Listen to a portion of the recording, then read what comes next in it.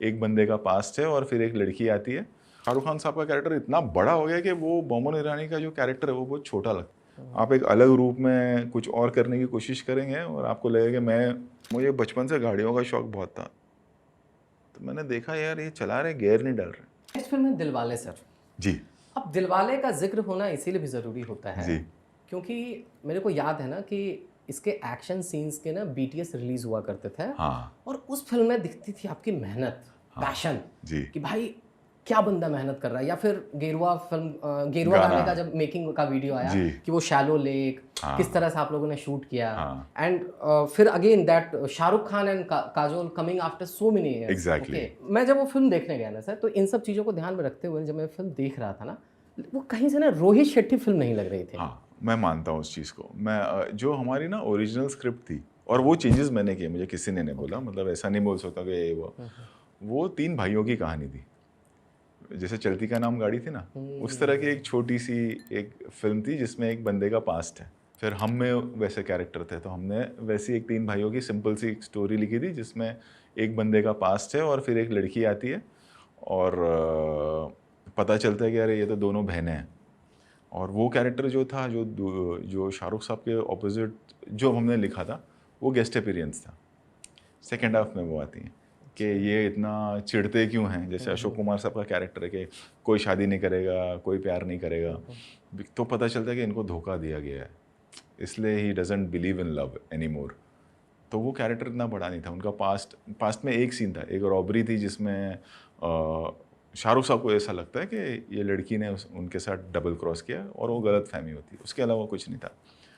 But जब हुआ ये कि हाँ काजल मैम आ गई और मुझे ये लगा था कि नहीं वो ना बोल देंगे इस कैरेक्टर को, तो उन्होंने बोला नहीं मैं करती हूँ, मज़ा आएगा। और फिर वहाँ से हमने उस चीज़ को रीराइट किया और ओरिजिनल स्क्रिप्ट चेंज कर दी कि शाहरुख खान काजल आ रहे हैं, तो पूरा एक पास्ट बनाया गया, वो किया गया। एंड सेकेंडली मैं बताऊँ और एक क्या वीक था उसमें, किसी भी फिल्म का ना, जैसे हम सिंघम की क्लाइमैक्स की बात कर रहे हैं, उसका क्लाइमैक्स बहुत वीक था। अगर आप वो फिल्म देखें ना तो you don't come out satisfactory.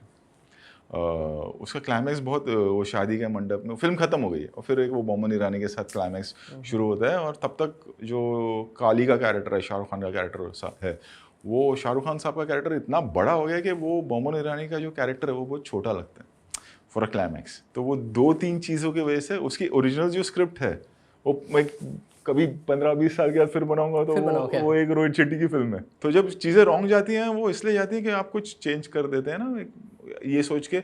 और उस वक्त फिर हमारी ये सोच भी थी कि अगर गेस्ट अपीयरेंस में या छोटे से रोल में काजल मैम आती हैं तो इतना बड़ा पैर है, बैकस्लैश ना आ जाए कि अरे ऐसे कैसे यार, एक्सपेक्टेशन हो जाती है। तो उस एक्सपेक्टेशन पे हम काम करना हमने कर दिया। तो वो आपका कहना बिल्कुल करेक्ट है, वो सेकंड मेरी वीक फिल्म थी दिलवाले। हाँ, इसलिए उसने चेन्नई एक्सप्रेस जितना बिजनेस नहीं किया, बिकॉज वो वीक थी फिल्म। मेरे को लगता है कि सर्कस आपकी एक ऐसी फिल्म थी जिसमें आपने कोई गाड़ी वारी नहीं उड़ाया था, राइट? हाँ वो गलती इसलिए नहीं चली उसका पूरा बड़ा सिंघम अगेन में कर दिया बट सिंघम मुझे, अगर आप मुझे पूछे ना सर्कस और उससे ना थोड़ा सा मुझे एडिट करना चाहिए था, छोटी कर देता ना। वो बहुत सिंपल और ऑनेस्ट फिल्म, अगर आप गौर से देखें वो एक वो बन गया कि खराब हो गई वो पिक्चर। आपको लगता है आप ज़रूरत से ज़्यादा ईमानदार हो और आप ऑन रिकॉर्ड बहुत सारी ऐसी बातें बोल देते हो, जैसे कि आप ये बता रहे हो, खुद ही आप एडमिट कर रहे हो कि हाँ भाई इसका क्लाइमैक्स वीक था या गोलमाल 2 मेरी वीकेस्ट फिल्म है। हाँ, वो लगता है कि इतनी ईमानदारी, ऐसा है ना, 33 ईयर्स हो गए काम करते हुए। अभी 20 साल पहले पहली फिल्म बनाई थी जो नहीं चली थी, और फिर अब एक फिल्म आई है जो अब 100 करोड़ होती थी ना 5-6 हफ्ते में, 2 महीने में, तो हम लोग खुशियां मनाते थे कि गोलमाल 3 गजनी के बाद किसी फिल्म ने 100 करोड़ किया है 2.5 महीने में, वो गोलमाल 3 है। अब वो मुकाम पे पहुंच गए कि 3 दिन में 100 करोड़ हो गए, तो मैं क्या छुपाऊँ। और मेरे ख्याल से ऑडियंस से कुछ छुपाना नहीं चाहिए, ये नहीं सोचना चाहिए कि ऑडियंस बेवकूफ़ है। आप एक अलग रूप में कुछ और करने की कोशिश करेंगे और आपको लगेगा कि मैं बेवकूफ़ बना रहा हूँ, ऐसा नहीं होता है। ऑडियंस को सब पता होता है।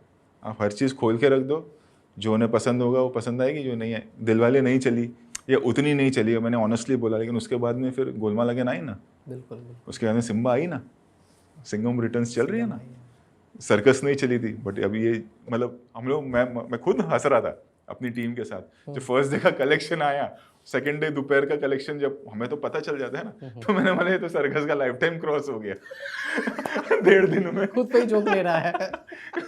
क्योंकि मैं 16 पे थोड़ी रुकूंगा। सही बात। मैं तो अभी मुझे और कोई काम आता नहीं है, और मेरा ये पैशन है, मुझे पसंद है काम करना, शूट करना। तो अभी तो और बनाते रहूँगा फिल्में, जब तक ऊपर वाला मुझे वक्त देगा इस दुनिया में, तब तक मैं फिल्में बनाता रहूँगा, और आगे भी हिट होंगी और आगे भी फ्लॉप होंगी। इसके लिए आप तैयार हो? काम करते रहना बहुत ज़रूरी है।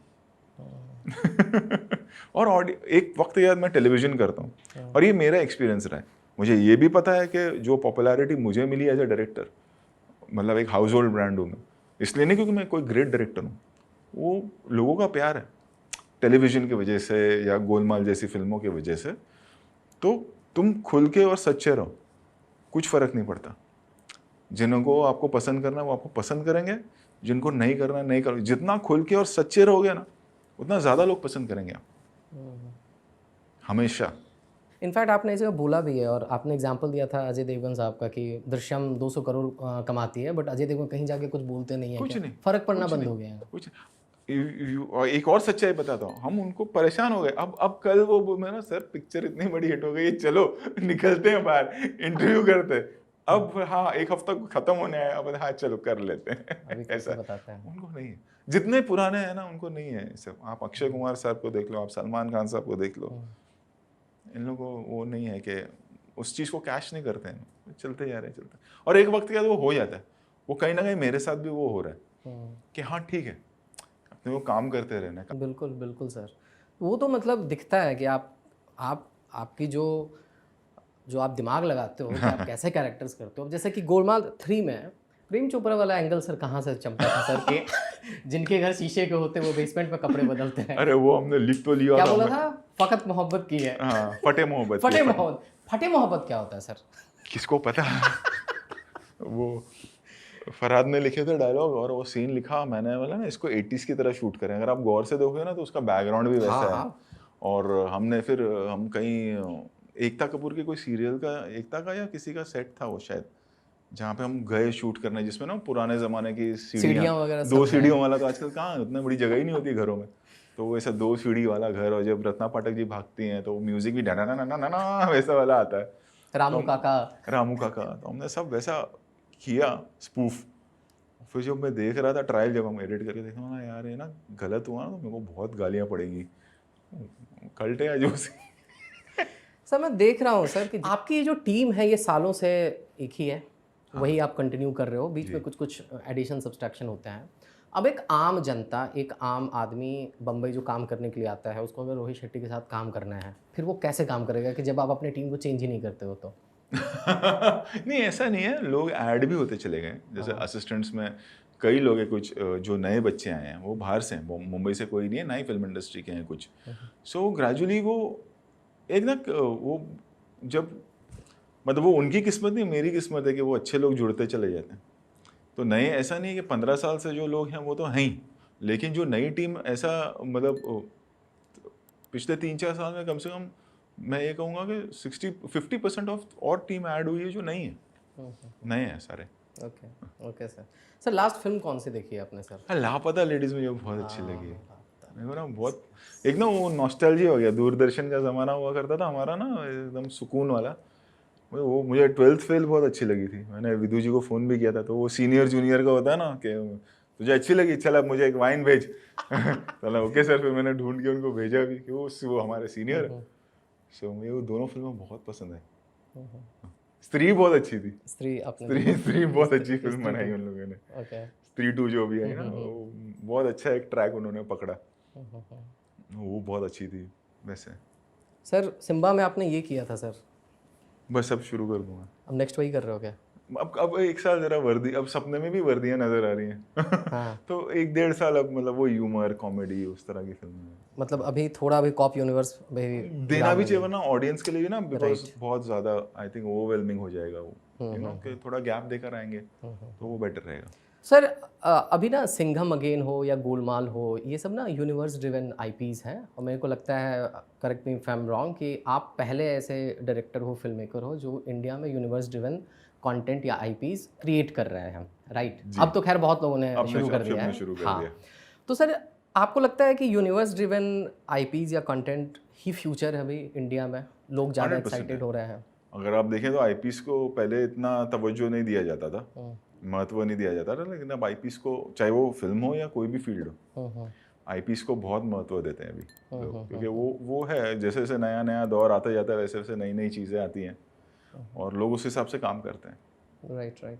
इनफैक्ट ये भी लगता है कि जब इंडिविजुअल एक्टर्स से ज़्यादा अब फ्रेंचाइज वैल्यू की डिमांड हो गई है कि इंडिविजुअल एक्टर्स की फिल्में चले ना चलें, लेकिन अगर वो फ्रेंचाइज में आ जाते हैं ना तो फिर वो फिल्म वर्क कर जाती है। जी।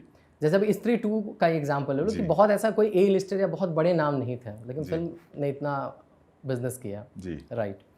तो सर मैं आपको ये बताना चाहता हूँ कि हमारी जो कंपनी है कथावर्स मीडिया नेटवर्क, तो हमारी कंपनी भी इसी फिलॉसफी पे बनी है सर, और we are also here to make universe driven content. Okay. And हमें भी ऐसी आईपीज क्रिएट करनी है जिसकी सेल्फ लाइफ 7 साल से ज़्यादा की हो सर।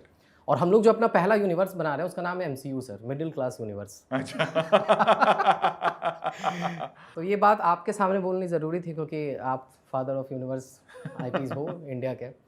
तो सर एक लास्ट क्वेश्चन मैं आपसे ये पूछता हूँ कि आपके बारे में इंटरनेट पे बहुत सारे मीम्स चलते रहे, सालों से चलते रहे। न्यूटन से आपका कंपैरिजन हुआ, स्कॉर्पियो को लेके बातें हुई, ये उड़ा देता है वो उड़ा देता है। मैंने कहीं पढ़ा सर कि जिस रोहित शेट्टी को दर्शक कार क्रैश करने के लिए जानते हैं, उन्होंने 7 साल की उम्र में पहली बार कार क्रैश किया था। क्या हुआ था सर, बताइए। अरे वो तभी इम्पोर्टेड गाड़ियाँ बहुत कम आती थी। हाँ।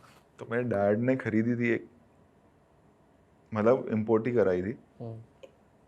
तो मुझे बचपन से गाड़ियों का शौक बहुत था, तो मैंने देखा यार ये चला रहे गियर नहीं डाल रहे, क्योंकि ऑटोमेटिक है और रेयर चीज़ें होती थी उस ऑटोमेटिक। समय ऑटोमेटिक? हाँ, मतलब इम्पोर्ट की थी वो। तो बोला यार ये सही है।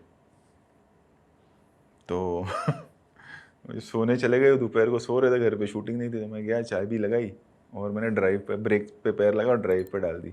अब ऑटोमेटिक का कार का क्या होता है कि ब्रेक से पैर हटाओ और वो मूवमेंट लेती है हल्का हल्का हल्का। तो वो मूवमेंट लेना चालू किया, मैंने गलती से घबराहट में ना कि मूवमेंट कैसे हो रहा है, मैं तो एक्सीलेटर करने होगा, मैं ड्राइवर्स को देखते रहता था कैसे, तो मैंने एक्सीलेटर पे पैर चला गया, वो उसने गेट तोड़ा बिल्डिंग का, बाहर गई और आगे ऐसा मैंने कंट्रोल करने की कोशिश की और साइड में ऐसा नाले जैसा था, उधर जाके टेढ़ी हो गई और एरिया में हंगामा हो गया। अरे अरे, क्योंकि सब डैड को जानते थे, शेट्टी के बेटे ने गाड़ी ये कर दी। तो तब से शुरू है 70 से चल रहा है किस्सा। आपके साथ रियल एक्शन हुआ फिर पापा के? नहीं, वो कभी नहीं चला था, खाली देखा उन्होंने, ऐसा नहीं करना चाहिए था, ये लग जाता तो बस वहीं कहानी। पापा बस डांटा करते थे आपको? कोई नहीं, कभी नहीं डांटा।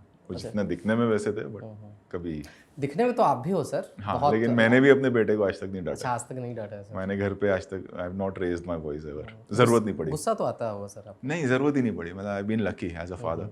Okay, I have been very lucky. Last तक रुके हो, मतलब क्लिप आपको इंटरेस्टिंग लगी, तो subscribe to digital commentary clips. और फुल पॉडकास्ट तो इससे भी ज्यादा इंटरेस्टिंग है, जिसका लिंक आपको डिस्क्रिप्शन बॉक्स में मिल जाएगा।